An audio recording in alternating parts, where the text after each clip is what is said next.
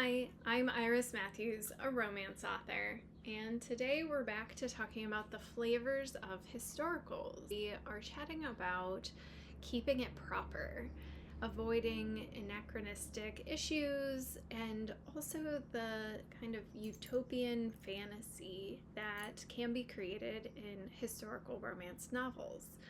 So I want to point out that the historical subgenre of romance is an interesting little land that I reside in. Historical romance is very similar to fantasies in a lot of ways because we are idealizing ideas of the past, right? We like the ideas of ball gowns and chandeliers and big dances, things like that, but we will sweep over and ignore aspects of history like hygiene and, limited plumbing and, tooth decay.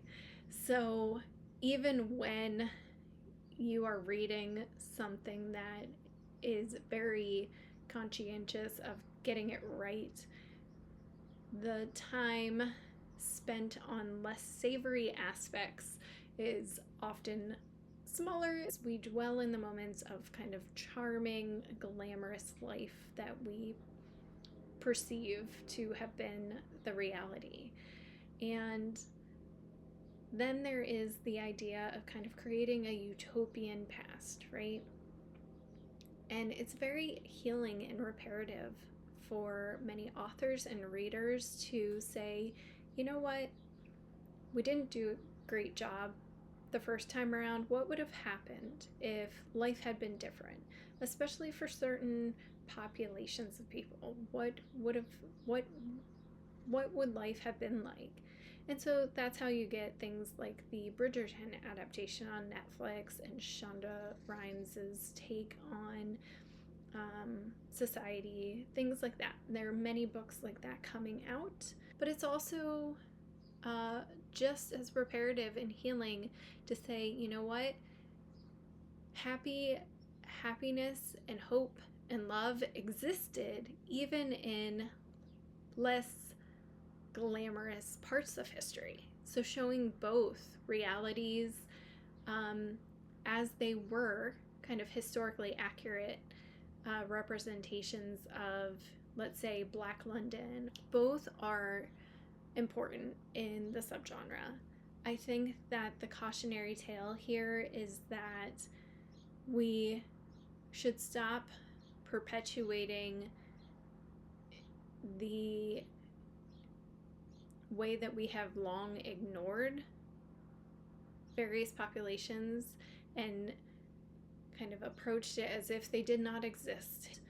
Then there's also kind of tongue-in-cheek historicals coming out as well, where it's, a book advertised as being like The Hangover meets, Bridgerton or something like that, where it's kind of more of a romp and taking a less serious approach to historicals.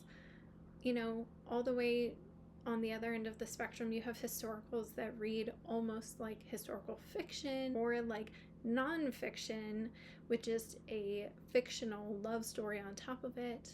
So you get all sorts.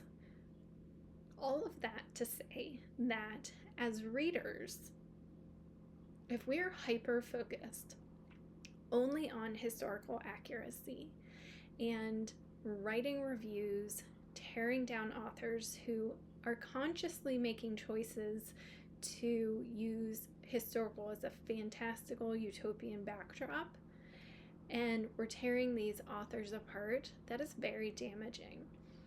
And so I caution you, if you are reading historical romance and you are hyper-focused on nitty-gritty details, really question your kind of implicit and explicit biases, your ideologies, and ask yourself, is this a prejudice?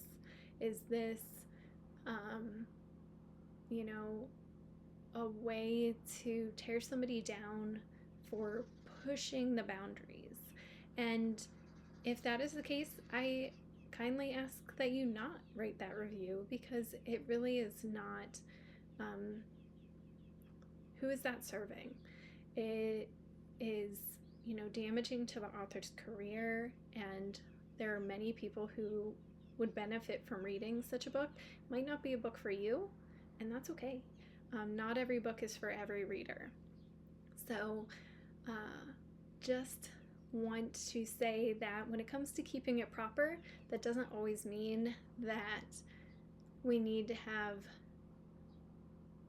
perfect, infallible historical accuracy, so much as let's be kind as we move about in a community of romance. This is a community that should be fostering hope and love and acceptance. So thanks for tuning in. I hope that this was helpful.